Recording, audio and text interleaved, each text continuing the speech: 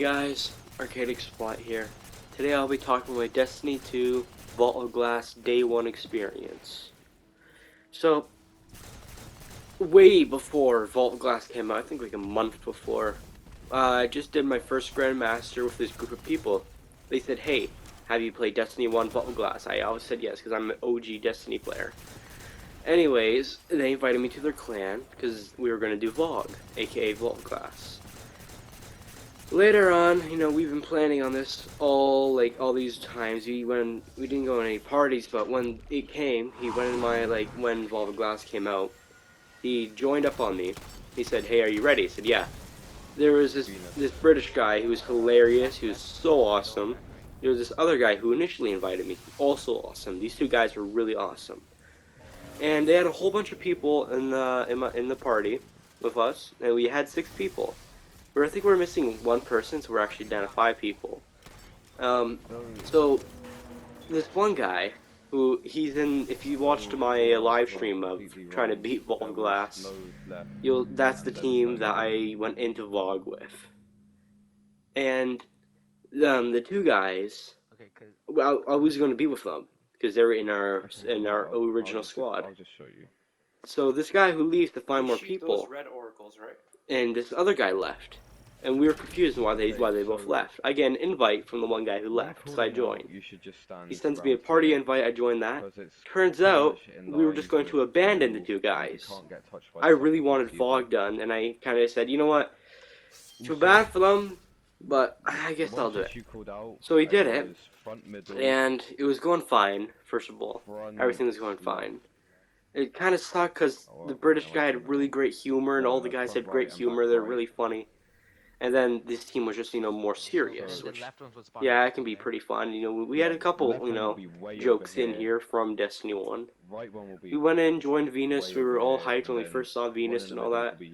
It went as good as usual, We rose the towers and all that from, Destiny 1, where you had to keep the pillars open. I think we went to orbit 3 times during this because we had to reset.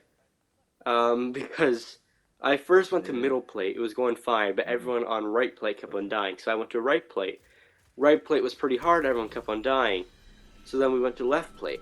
Left plate was really easy, and people on right plate, they just kind of kept on, throwing shadows and all that, and we eventually beat it. We went in, and we picked up the collectible under the map, which was interesting. I checked if that one secret room under, when you go, well, first I, tried wedging my Sparrow in, didn't work. And then we went through, like normal, we went to that one part where, you can jump off the ledge and go through the secret door. That's still there, with the secret chest. I think that's where I got my first piece of armor? No. I got another mod. The first 2 chests gave me mods. Then we went to Temple, where the Templar is. And this is when it started not being Destiny 1. With, well, first we had to, defend the oracles, not oracles. We had to defend the thing, kill ads. We just think we had to do that 3 times. We beat it. It was all nice and handy, You'll see this in every raid guide. We did that. I got my first armor, which was the Titan Mark Cabers, whatever. It was really awesome. It looked pretty good. And then it was oracles up next. This is where it was different. With oracles, you don't just shoot the oracles like Destiny 1. Oracle spawn, you shoot it. No. This one, you had to follow a pattern. It would spawn in either, we didn't look up any guides for this. No, with this team we didn't look up a single guide. We did this all with our actual brains. And there was 7 that would spawn, 1 in the middle, 3 on each side. So we basically made a thing. We eventually got it done after like an hour and 40. After we beat it, I got my second piece of armor. Then we're on Templar. Everything with Templar was going good. We all had our things set up. You gotta shoot oracles that spawned in an order again. And this one guy, during oracles, he lagged out and got kicked out because of his internet. And this is important for a later reason.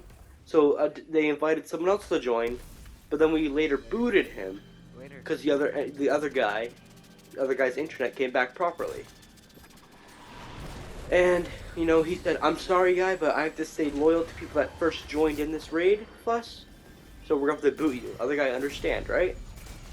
So we had our original team back again. which was awesome. Later on, during middle of Templar, I get beat because my internet just kind of had a hiccup like his internet did.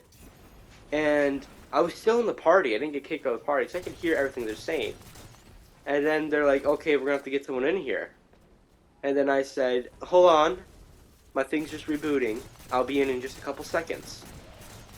They invited someone else into their game, and I essentially just got kicked out of my OG lobby. Kind of ironic, because they let the other guy in, because he got booted from internet. But when I got booted from internet, I wasn't let back in. So I was understandably upset, because I got kicked out of my original lobby. So eventually I left the party, because I found another squad of really cool people who, when I told them, yeah, the other team just kind of just left me out and kicked me out, they understandably saw that, and they're like, hey, those guys suck. I agree with them, they did suck.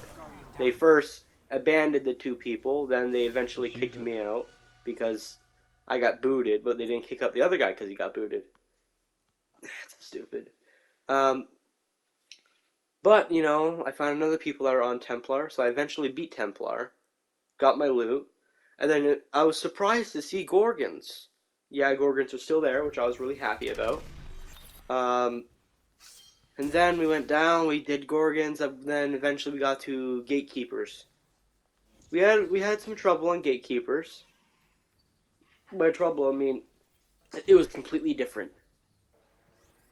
With Gatekeepers, we had to, you know, activate the two portals, Mars or Venus. There were champions. The champions made it difficult. I didn't like how they added champions, but hey, it's Destiny 2. It's going to be different. They added champions. I dealt with it. The only reason why I didn't like it is because the weapons to get rid of them were SMG and hand cannon, which was annoying. But eventually, you know, we were going to beat it, but then people started bailing, so we had to find new people. Then eventually my whole team bailed. So I had to go in the LFG once again, and then I found new people. These guys were actually pretty awesome. We beat Gatekeeping, and then we were on Atheon, whatever you want to call him. This was pretty fun. I didn't beat the raid. I was going to. Until we figured out how different it was from Destiny 1. Basically, Destiny 1, when an Oracle spawned, you shoot it. Destiny 2, you have to follow the Oracle's pattern. And with this, it was completely different because the Oracles spawned opposite. So, the people in the Atheon dimension, Oracles spawn in a certain pattern, you gotta say left, middle, right.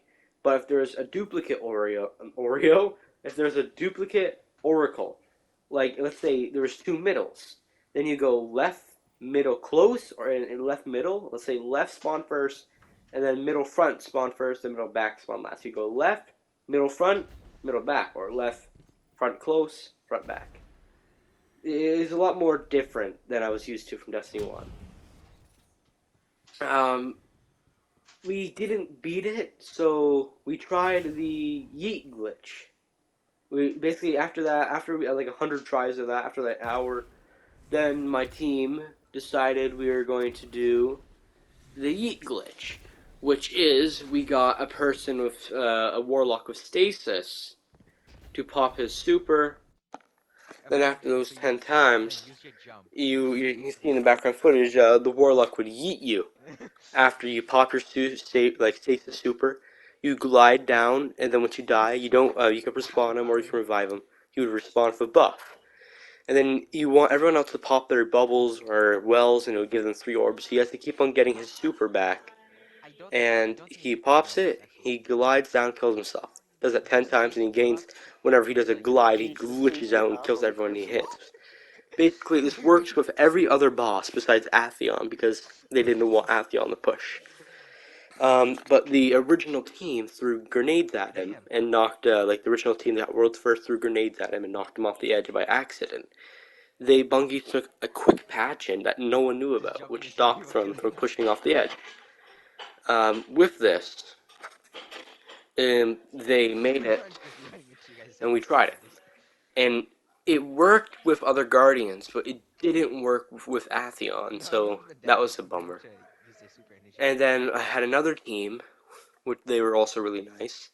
We tried it and tried it and tried it. It didn't work again because it's so confusing, the Atheon boss. Yeah, and once you spawn in by the glass gate, and then 3 oracles spawn. For the people in the dimension, you gotta say Mars or Venus, you gotta rise the portal, and you gotta do it in a proper order, but it's inverted. So left, middle, right becomes right, middle, left. Unless you run all the way across the map to the very end. And then it wouldn't be inverted. But then you gotta translate it properly, which is the hardest part, and you gotta do it, I think, 3 times before you can go out of the portal, then do damage phase. I didn't beat it. I didn't beat Atheon. I was very close, and I didn't get day 1 banner, which sucked. But basically, my team bailed on me, and they abandoned 2 people who didn't even get in the raid. So, this is why I wish I had more friends on Destiny, so I didn't have to rely on people I didn't know. So yeah, my Destiny day 1 raid experience wasn't the greatest, but I had a couple good times in there. And also, yeah, my internet was so bad that my mic sounded like a literal Vex. So I made the joke, the Vex hacked my mic. And here's an image of how the Atheon thing would work. And that's how the Atheon battle would work. Confusing to look at. So yeah, that has been my Destiny 2 Vault of Glass day 1 experience. It was alright. It was fine. I enjoyed most of it. It was nice to go back to Venus and see Templar and all that. New mechanics were confusing, but overall, it was awesome. Vex Mythoclast, it looks like a really nice gun. It looks awesome. Atheon, they did a really good job on the model, even though I did spend like 30 to 40 minutes, maybe even an hour trying to push them off. Anyways, this is the end of my video. Go watch Atheon kill me. It was good. Yeah, if you like this video, please like, subscribe. It's free. And goodbye, my Guardians.